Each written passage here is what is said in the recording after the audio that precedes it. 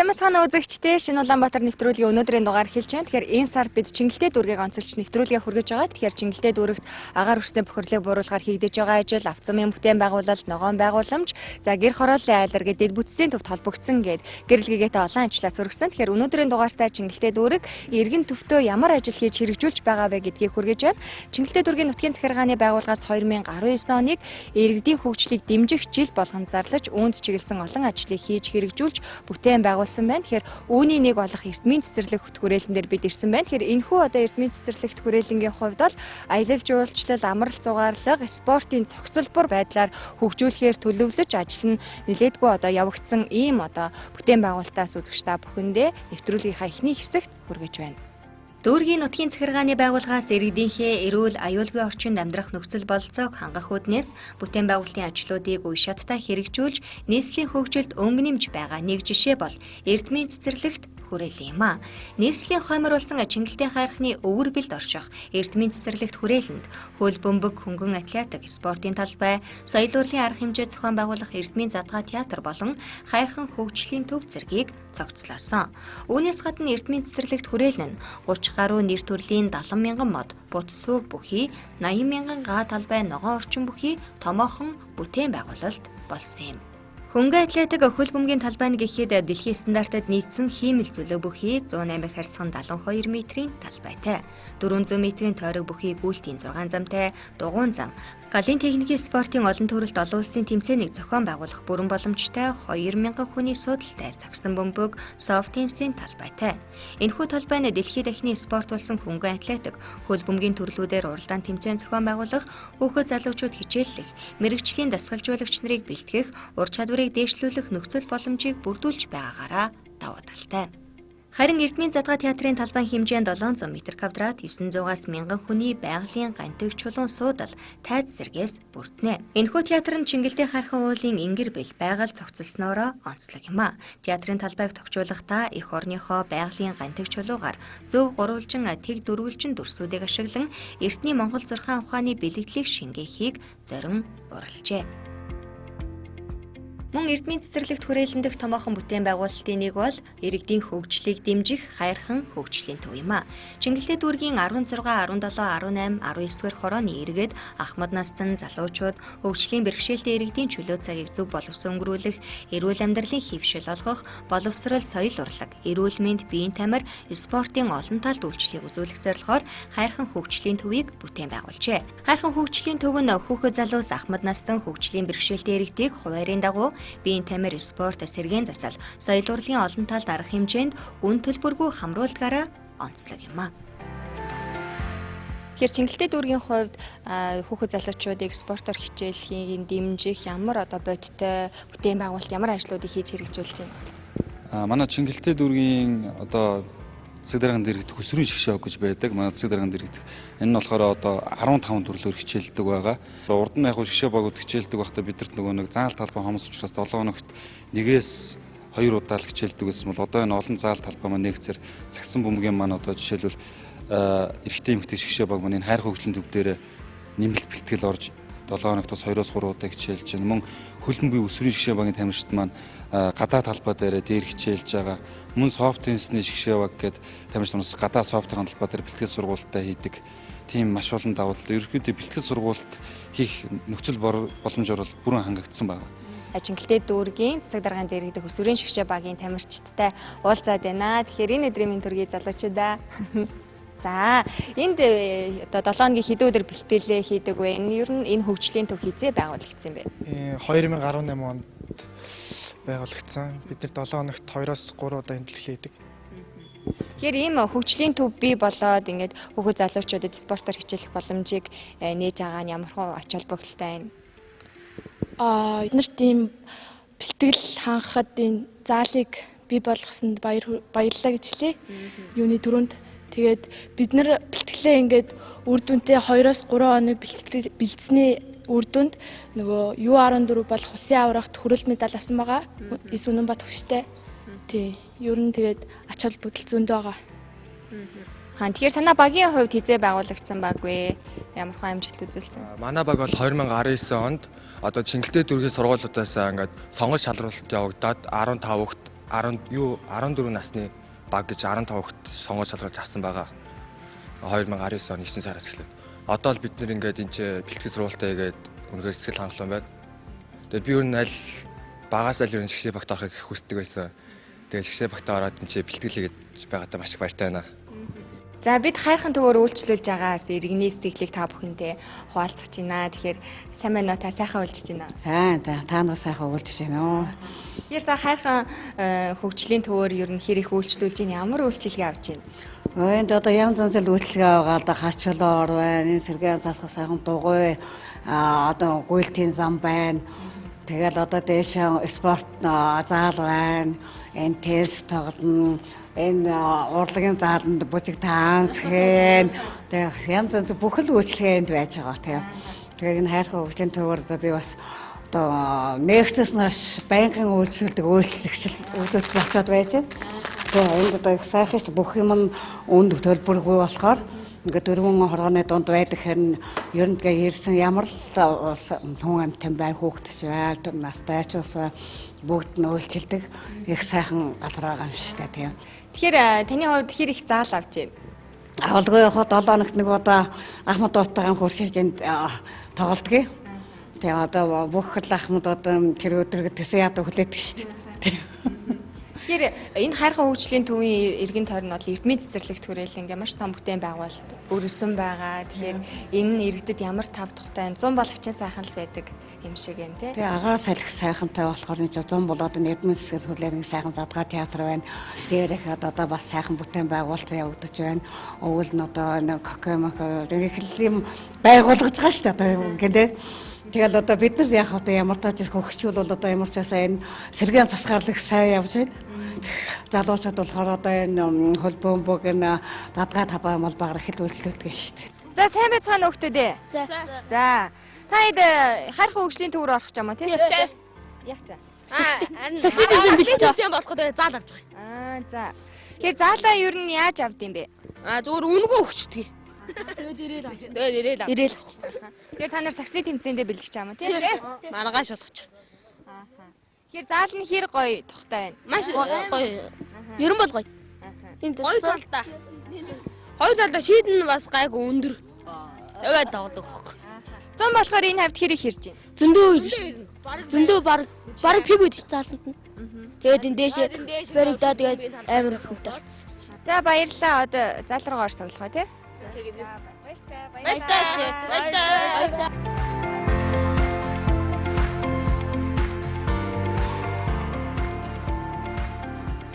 Чингэлтэй дүүргийн засаг даргын тамирын газраас сурагчдын хөгжлийг дэмжих чиглэлд анхаарч ажиллаж байна. Тухайлбал 2018-аас 2019 оны хичээлийн жилд сурагчид технологийн хичээлээр аливаа зүйлийг бүтээхдээ загвараа гаргах, урьдчилан төлөвлөх, бүтээлж ярих хандах, төлөвшлийг олгох, төлөвлөсөн загвараа 3 хэмжээст бодит бүтээл болгох давуу талтай аюулгүй ажиллагааг бүрэн хангасан орчин үеийн шийдэл бүхий 3D төхөөрөмжийг 12 сургуульд олгожээ. Үүнээс гадна ерөнхий боловсролын 12 сургуульд үндэсний бичиг соёлоо дээдлэн суралцах Монгол бичгийн суралцах орчныг бүрдүүлжээ. Үүний нэг болох Чингэлтэй дүүргийн 72 дугаар сургуулиар бид зочлолоо. 72 дугаар сургууль дээр ямар ажил хийж хэрэгжиж үр дүнгээ үзэж байгаа вэ? За нутгийн захиргааны байгууллага бөгөөд одоо манай Чингэлтэй дүүргээс одоо сурагчдын ялангуяа сурагчдаа хөгжүүлэхэд чиглэсэн нэлээд их олон ажлуудад дэмжлэг болдог. За энэний нэг тод жишээ бол бүх одоо Чингэлтэй дүүргийн ерөнхий боловсролын сургуулиудад 3D принтерийг орчин үеийн технологийн шийдэл бүхий ийм 3D принтерийг одоо бүх сургуулиудаас хандуулсан. За энэнийхээ үр дүнд бид нар хүүхдүүд одоо маш их сонирхолтой дугуйлан хичээлүүлж яг энэ 3D принтерээр өөрсдийнхөө сонирхсан бүтээлүүдийг одоо судалж үзэж гаргаж байгаа сурагчдын бүтээл хийж байгаа нэг ийм ажил байгаа.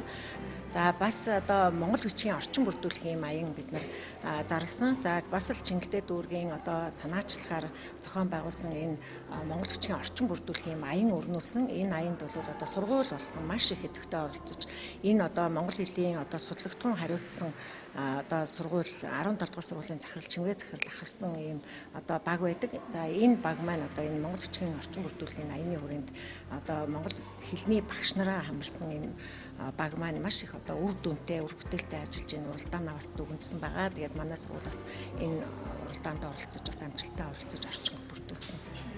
Тэгэхээр хүүхдийн бас одоо ерөнхий боловсролын сургууль хүүхдийн одоо эмчийн оронтой байдаг те. Тэгэхээр энэ хэсэгт бас их анхаарч ажилласан байна. За тий. За манай сургуулийн хувьд бол бас сургуулийн эмч маань яг хүүхдийн эрхэмч мэрэгчлээ юм олон жилийн туршлагатай юм эмч байдаг. За сургуулийн одоо эмчийн өрөөг бас Чингэлтэй дүүргийн засаг даргын тамга газраас бас одоо тогтжуулах юм ажилд бас манай сургууль орсон. За тэгээ сургуулийн эмчийн маань өрөө одоо нэлээд сайхан тогтчлттай ялангуяа хүүхдийн одоо эрүүл мэнд урьдчилан сэргийлэх чиглэлээр одоо хийгддэг ажлууд бол тэр өрөөнд хийгддэг. За мөн одоо эмчийн одоо өөрийн санаачлагаар хийгддэг маш их олон ажлууд байдаг. Энэ үйл ажиллагаараа ч гэсэн манай сургууль бас Чингэлтэй дүүрэгтэй буюу нийслэлтэй бас сургуулийнхаа эмчийн үйл ажиллагаараас тэргүүлж явдаг. Тэгэхээр 72 дугаар сургуулийн орчин нөхцөл бас их таатай юм байна. Тухайлбал одоо сургуулиа тойроод ногоон байгууламж бол бусад сургуультай харьцуулахад гэр хорооллын сургууль гэхэд маш их харагдаж байна. За тий. Тэгэхээр манай сургууль бол одоо яг гаднах ногоон байгууламжаараа бол нийслэлийн одоо нийслэлийн тэргүүний ногоон байгууламжтай сургуулиар бас шалгарсан байгаа.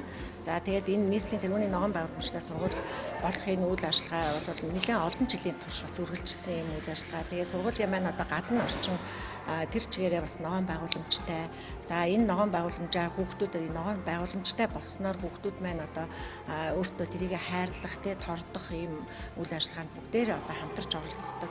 За мөн одоо хүүхдэд одоо нэг хүүхдэд ноогдох ногоон байгууламжийн тоо тийм ээ. Тэгээд энэ тоогоороо яг одоо сургуулийн эрүүл ахуйн орчны стандарт бас хангасан ийм сургууль байдаг. За би Чингэлтэй дүүргийн гадаад хэлнийг үндэслүүлсэн сургуультай 23 дугаар сургууль дээр ирсэн байна. Тэгэхээр 23 дугаар сургуульд ийм Монгол бичгийн кабинетийг тохижуулсан байна. Тэгэхээр энэ хизээ тохижуулсан ажил вэ? Одоо ямар одоо бүтээн байгуулалтууд хийсэн бэ? За нэг 2016 онд Монгол хэл бичиг соёлоо түгээн дэлгэрүүлэх сурагчдыг Монгол хэл бичиг соёлоо дурлуулах энэ их ажил үйлсийг манд дэмжиж зохион байгуулж бүтээн байгуулж өгсөн юм сайхан өргөө байгаа. Тэгэхээр загвар гэж хэлээд байна тийм Монгол бичгийн загвар кабинет гэх. Тэгэхээр жишээ нь хөшгөнд гэхэд хүртэл Монгол одоо их хууль бичгээр бичсэн байх жишээтэй тийм. Зүйтэй. Тэгэхээр аливаа хүн орж ирээд манай Монгол бичиг өргөөр нь орж ирэл ерөөсөө Монгол уур амьсгалаар амьсгална гэсэн үг. Ерөөсөө ёс заншлаа үүдээр орж ирэхээс ахуулаад Монгол хүн үүдээрээ яаж орж ирэх ёстой, бусгаа яаж давж орж ирэх ёстой. За тэгэл гал тахилтаа эдээ будаага өрөх. За тэгээ тооноороо нар тэнгэрээ харах гэдэг ерөөсөө бүхий л ерөнхийдөө ёс заншлуудыг оруулж өгсөн байгаа. Тий. Хэрэгс энд дугуулын хичээлтэй юм байна. Монгол бичиг соёлын хос ерөнхий дугуулан 10 дахь жилдээ хичээлж байгаа. Бид бүхэн 2016 онд ISU үзэсгэлэнгээ нийслэлийн хэмжээнд Best Art Gallery-д гаргасан. Тэгээ энэхүү үйл ажиллагаагийн маань дэмжиж бас энэхүү сайхан кабинетийг тохижуулж өгсөн байгаа. Тэгээд нийт энэ жил 210 гаруй суралцагч дугуйланд хамаадж байна. Эхний жилээ 150 гаруй 2-6 дахь жилээ 70 гаруй суралцаж бас амжилттай сайхан суралцаад дүүргийн хэмжээ нийслэл олон улсын хэмжээс том амжилтуудыг гаргаад явж байна. За бид 3D принтерийг ашиглаж 3D бүтээл хийдэг. За 3D дугуулангийн сурагчтай уулзаад байна. Тэгэхээр танаа сургууль хизээ юм принтертэй болсон. Энэ дээр одоо яаж ашиглаж ямар бүтээл хийж байна? 3D принтер дээр ерөөхдөө бол биетэй бүтээгдэхүүнүүдийг бол хийдэг. Тэгээд ийм жижигхэн одоо энэ харагдаж байгаа шиг моцлогуудыг бол хайлуулад тэгээд тийм 3D бүтээлүүдийг бол бүтээдэг байгаа. Хизээ юм одоо 3D принтертэй болсон хизээ энэ дугуулны хичээлж эхэлсэн. Энэ хичээлснээр ямар одоо үр дүнтэй вэ? Дугуулсан бол ер нь ойролцоогоор нэг 2 жил орчим хичээлж эхэлсэн. Тэгээд ерөөхдөө бол яг өөртөө ингээд загвараа гаргаад явхад бол сэтгэлгээг бол маш сайн задлж өгдөг. Тиймэрхүү онцлогтой. Тэгэхээр ерөн сурагчид ер нь ямархан бүтээл хийж байна. Яг тэр ширээгээр бол бас зарим бүтээлүүд нь байна.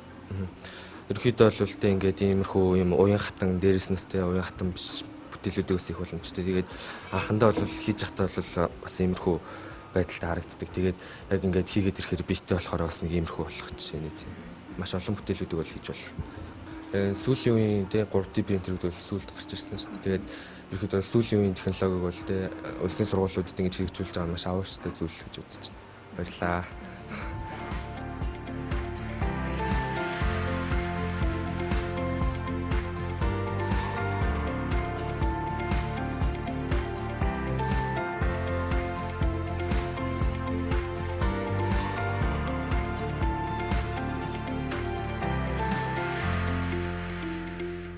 Эдгээр ажлаас гадна дүүргийн төсвийн хөрөнгө оруулалтаар 2016-аас 2017 оны хичээлийн жилүүдэд ерөнхий боловсролын сургуулиудын технологийн кабинетийг орчин үеийн шийдэл бүхий Юнемат бүтээлч машин буюу цахилгаан болон гар багж тоног төхөөрөмжөөр тохижуулах ажил үе шаттайгаар хэрэгжүүлж 12 сургуульд орчин үеийн технологийн шийдэл бүхий Юнемат тоног төхөөрөмжийг суйрлуулжээ. Энэхүү төхөөрөмжөөр хийгдсэн бүтээлээс үзэгч та харж байна.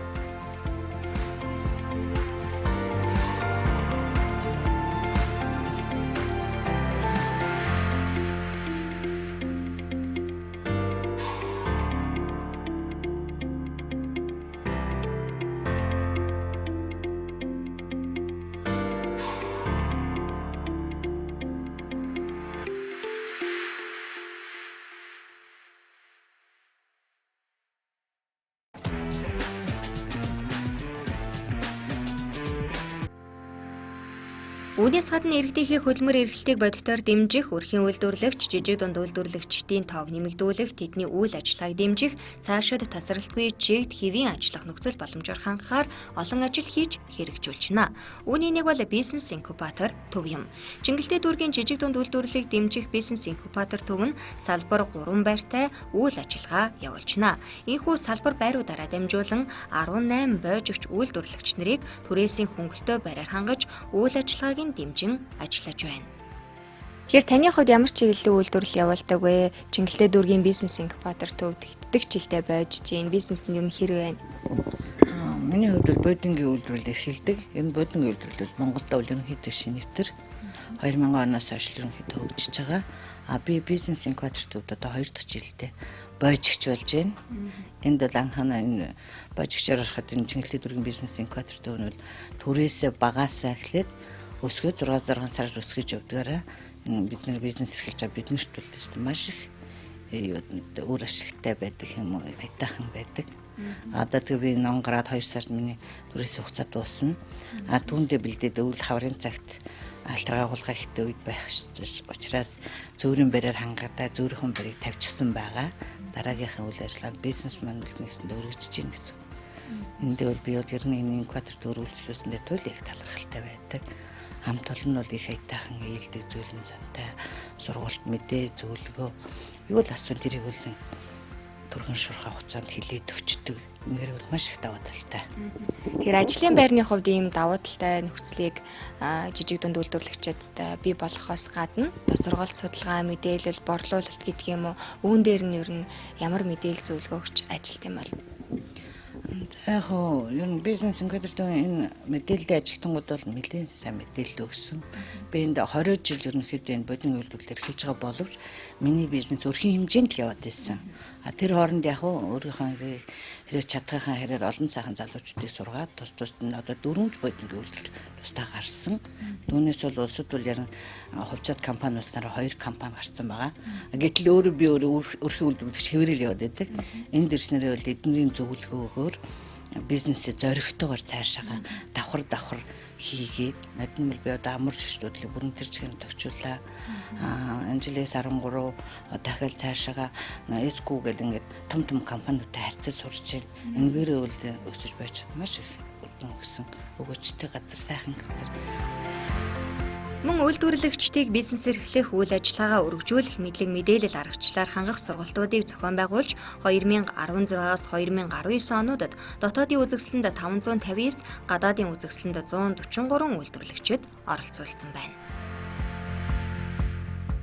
Ийхүү бизнес инкубатор төвийн 3 салбар байраар дамжуулан өрхийн үйлдвэрлэгч, жижиг дунд үйлдвэрлэгчдийг дэмжихээс гадна зөөврийн ажлын байр төслийг 2016 оноос эхлэн амжилттай хэрэгжүүлсээр байна. Жижиг дунд өрхийн үйлдвэрлэл эрхлэгчдийн ажлын бүтээмжийг сайжруулах, ажлын байрыг нэмэгдүүлэх, эрүүл аюулгүй орчинд ажил хөдөлмөр эрхлэх, үйлдвэрлэлийн үйл явцыг өргөхээрээс тусгаарлах, эрүүл ахуйг хангах боломжийг бүрдүүлэх зорилгоор зөөврийн ажлын байр төслийг 2016 оноос эхлэн хэрэгжүүлж, энэ оны байдлаар нийт 120 ажлын байрыг дүүргийн төсвийн хөрөнгөөр шийдвэрлэжээ. Энэхүү зөөврийн ажлын байр нь үйлдвэрлэгчийг 16-аас 25 м2 хэмжээтэй зөөврийн ажлын байраар хангаснаар үйл ажиллагаагаа тогтмол явуулах, өрхийн орлогоо нэмэгдүүлэхийн зэрэгцээ бүтээгдэхүүнийхээ нэр төрлийг нэмэгдүүлэх боломжийг бүрдүүлсэн юм а. За бид Чингэлтэй дүүргийн зөөврийн ажлын байранд үйлдвэрлэл явуулдаг үйлдвэрлэл эрхлэгчтэй уулзаад байна. Тэгэхээр сайн байна уу та? Сайн байна. Тэгэхээр та энэ зөөврийн ажлын байранд одоо хизээнээс хойш үйлдвэрлэлээ явуулж байна. Ямар чиглэлээр одоо жижиг дунд үйлдвэрлэл эрхэлдэг вэ? Би одоо энэ 16 онд энэ зөөврийн ажлын байрыг тавилсан. Чингэлтэй дөрвөөс надад ингээд хашаанд манай юм сайхан байр тавьж өгсөн. Тэгээ би ч нөгөө манайх хүүрдэг хийдгэлтэй. Хэрэгтэй юмтай хүүрдэг үйлдвэрлэдэг. Байрыг тавиулахаас өмнө би бол гэртээ үйлдвэрлэл эрхэлдэг байсан. Гэрийнхээ нэг болонд нэг 2 машин тавиал нэг хүнээр оёлдог байсан. Өглөө ороод өөрөө бас хажууд нь суугаал тэгэл хамт гүртгээ яадаг. Тиймээс нь тэгээд нөгөө захиалга энэ төр авах болохоор айгүй хэцүү шүү дээ. Гэртээ ингээл байн гадны хүн шавуулаад ахт айгүй хэцүү. Одоо ийм сайхан байртай болсон болохоор нөгөө захиалагч дандаа нөгөө гэртээ дуудаал байрандаа оруулж ирэл хэмжээг нь аваад захиалгыг гаргаж өгдөг дөө.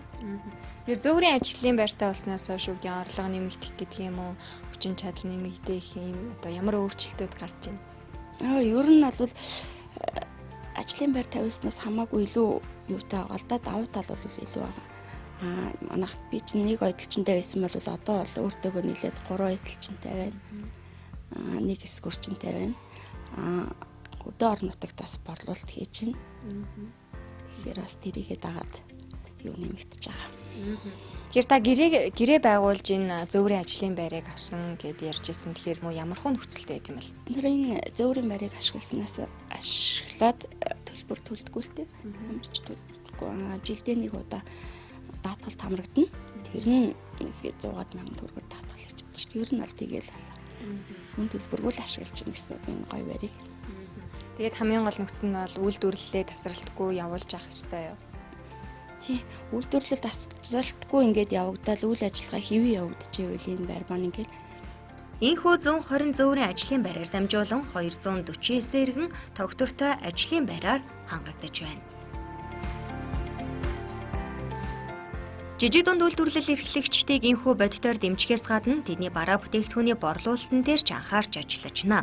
Тухайлбал дүүргийн жижиг дунд өрхийн үйлдвэрлэлийг дэмжих бараа бүтээгдэхүүний борлуулалтыг нэмэгдүүлэх, шууд худалдан авалтыг дэмжих зорилгоор Чингэлдээд үйлдвэрлэв 1, 2, 3 борлуулалтын салбар цэвгүүдийг нээж одоогоор 2 салбартаа түлхүү үйлчилгээгээ хүргэн тогтвортой байдлыг ханган ажиллаж байна. Ингэснээр 160 иргэн салбар дэлгүүрүүдэд 400 гаруй нэр төрлийн 6,000 бараа бүтээгдэхүүнээ борлуулж байна. Чингэлдээд үйлдвэрлэв салбар дэлгүүрүүдээр үйлдвэрлэгчид 2016-аас 2019 онуудад 1 тэрбум төгрөгийн борлуулалтыг хийгээд байна. За манай дэлгүүр бол 2018 оны 3 сард байгуулагдсан өрхийн үйлдвэрлэлөөр жижиг дунд бизнес эрхлэгчдийг дэмжих хөдөлмөр халамжийн хэлтсээс төсөл авсан иргэдийн бараа бүтээгдэхүүнийг борлуулдаг ийм дэлгүүр байгаа. Манай дэлгүүрт бол нангууны төрөөс бол авдаггүй биднээс зарагдсан барааны 10% шимтгэл бид нар өөрснөө дотоод зохион байгуулалтаа тэргээрээ менежераар цалинжуулдаг. Тэгээд Чингэлдээд үйлдвэрлэсэн бүхэл бараа бүтээгдэхүүн манай дээр зарагддаг. Хатуу зөөлөн, эд, гутал, ойдол тэгээд бүх бараа бүтээгдэхүүн байгаа. Би бол энэ тус дэлгүүрт бол ойдлоор зөөлөн эдээр бараагаа тавьж зогсож байгаа.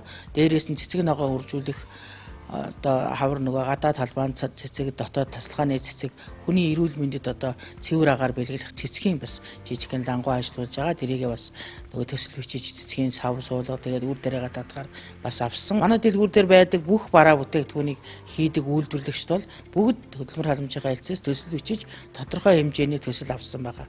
Энэ дээр нэмээд хэлэхэд хөдөлмөрийн бэрхшээлтэй иргэдэд зориулсан төсөл бас байдаг.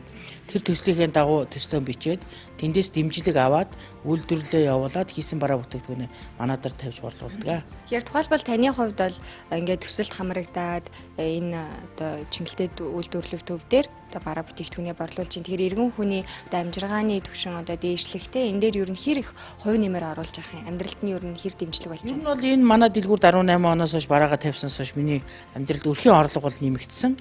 Бид нар ч одоо нөгөө ямар ч үйлдвэрлэгч ер нь борлуулах цэг хэцүү байдаг шүү дээ тийм учраас би Нарантуул 2 дээр А зааланд бараагаа тавьдаг. Өөрөө авч ихэнхдээ гадуур авч явж худалдааны төвүүд том дэлгүүрүүдийн үүдээр борлуулдаг байсан бол одоо бол эндээ тавиал байж гин яг одоо борлуулалтын миний зөөлөн ойдлын хувьд бол улсын баяр цагаан сарын үеэр бол маш их манай оёдлоо сайн борлогддог. Дээрээс нь хавар намар одоо гэрийн өдөр тутмын хувцас гээд ойр зүрийн хувцсууд маш ойдог. Манайхан бол маш сайн үйлдвэрлэж байгаа. Одоо гадаадаас орж ирж байгаа бомбер гэдэг одоо хүрдэг гэдэг шүү дээ, тий. Тэрийг бол Монголд одоо яг тэр гадаадаас дутгааргүй үйлдвэрлэгч бас байдаг. Ер нь монголчууд хийж чадж байгаа учраас бараа бүтээгдэхүүн сайн гүйдэг, сайн борлогддог, хамгийн сайн борлогддог зэг байгаа. Иргэдийн хөгжлийг дэмжих чиглэлд хийгдэж байгаа бас нэгэн ажил бол спорт цогцлбор юм. Чингэлтэй дүүргийн 10 дугаар хороонд улсын төсвийн хөрөнгөөр хийгдэж байгаа энэхүү спорт цогцлбор нь усан бассейн, олон улсын стандартад нийцсэн хоккейн талбай, сагсан бөмбөг, теннис, бүхий спорт зэрэг спортын 8 төрлийн уралдаан тэмцээнийг зэрэг зохион байгуулах хүчин чадал бүхий танхимуудтай, мянган хүний судалтай спорт цогцлборын бүтээн байгуулалт Чингэлтэй дүүрэгт өрнөж байна. За Чингэлтэй дүүрэгт өрнөж байгаа энэ спорт цогцлборын бүтээн байгуулалт нэлээд олонний анхаарлыг татж байна. Тэгэхээр сүүлийн үед одоо сошиал медиагаар ч гэсэн одоо зураг нь одоо дараа нь ямар болох зураг нь хүртэл ингээ явж байна. Ер нь тэгвэл спорт цогцлборын ажил хэдэн хувьтай явж байна? Ямар одоо давуу талтай спорт цогцлбор бий болж байгаа вэ? За энэ Чингэлтэй дүүргийн 10 дугаар хонд өрж байгаа энэ спорт цогцлбор улсын төсвийн хөрөнгөөр уралдаан баригдаж байгаа. Энэ бол Монголд анхны 8 төрлийн уралдаан тэмцээн зэрэг зохион байгуулах тийм спорт цогцлбор гэж байна. Монголд бол энэ 8 төрлийн тийм заалал анхных. Дээрээс нь мөсөн, хоккейн, битүү ордон бас давхар барьж байгаа. Энэ бол нэлээд онцлог байгаа. Энд бол яг бол нийт ард түмэн бол өнөөдөр бас хүүг залуучуудыг бас чөлөөцөгийн зөв болсон өнгөрүүлэх. Тэгээд биеийн тэмдэг спортын том цогц юм барилга барьж байгаа хүмүүсийн анхаарлыг нэлээд хүлээцтэй юм. Тийм байна. Тэр мянган хүний судалтай гэдэг нэг мэдээлэл байгаа. Энэ нь болохоор нийт бол мянган хүний судалтай, спорт заал нь бол 500 хүний, хоккейн заал нь 350, доор усан бассейн тийм ба. Тэгээд дээрэс нь бас 200 хүний бас зоогийн газар, ресторантай байна. Бүх заалуудаас онцлогоос нь гэх юм бол бид нар бүх заалынхаа ард бас тамирчдын хувц солихоороо дээрэс нь дүүршүүд ахаад хүлээлгийн өрөө гэсэн юм яг олон улсын стандарт нийцсэн тийм юм болж байгаа. Тэгэхээр бит хоёрын зогсож байгаа энэ хэсэг болохоор аль хэсэг юм? Энэ болохоор сагсан бөмбөг волейболын спорт заал 500-ны судалтай. Дээрэс нь энэ агаар жуултын системийг би орчин үеийн бид нар бол Польшийн Бентус гэдэг компанигаар тогтсон байгаа. Энд бол бид нар олж бол агаараа сорно, эргүүлээд гадны температурыг цэвэршүүлээд энэ өгөхөөр тийм. Энэ дотор хүн халууцсан, эргээд бүхчмдөх тийм асуудал гарахгүй. Тийм гэж байна. Тэр ажлын явц ямар хөө байна? Хүмүүс бол хурдан л энэ спорт цогцлбор ашигланараасаа гэж хүсүүлж байгаа. Энэ тийм нийт барилгын маань явц бол 95% явж байна. Энэ дээр бол бид нар лаби блокон шинэ оны өмнө босгон дээр өгөхөөрөж байна. Хоккейн маань бол бид нар бас нэлийн судалгаа хийсэн дээр Оросуудтай хамтраад хийж байгаа.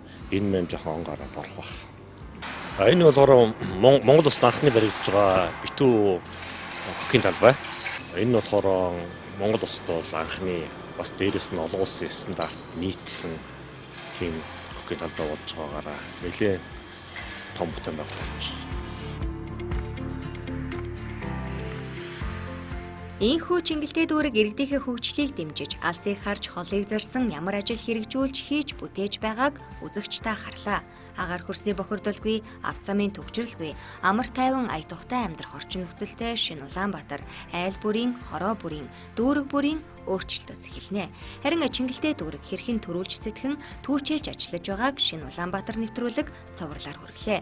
Агаар хөрсний бохирдлын эсрэг авч хэрэгжүүлж байгаа үр дүнтэй аянууд, ус хангамж, цахилгаан хангамжийг сайжруулах, шат дараатай ажлууд, авц замын бүтээн байгуулалт, ногоон байгууламж, ойжуулалт, тогтчил бүтээн байгуулалт, гэр хорооллын айл иргэдийг инженерийн шугам сүлжээнд холбосон дэд бүтцийн төв, хөлмөр эрхлэлтийг хэрхэн бодитоор дэмжин иргэдийнхээ амьдралын чанарыг сайжруулж байгаа жишээ. Сурагчдыг уламжлан хадгалан орчин үетэйгээ хөл нийлүүлэн алхах нөхцөлийг хэрхэн бүрдүүлж байна гэд эргэн тань руу чиглэсэн ямар ажил өрнөж байгааг шинэ Улаанбаатар нэвтрүүлэг хуваалцлаа. Өнөөдрийн дугаартаа хамт байсан үзэгчдэд баярлалаа. Дараагийн дугаараар уулзлаа. Баяртай үзэгчтэй.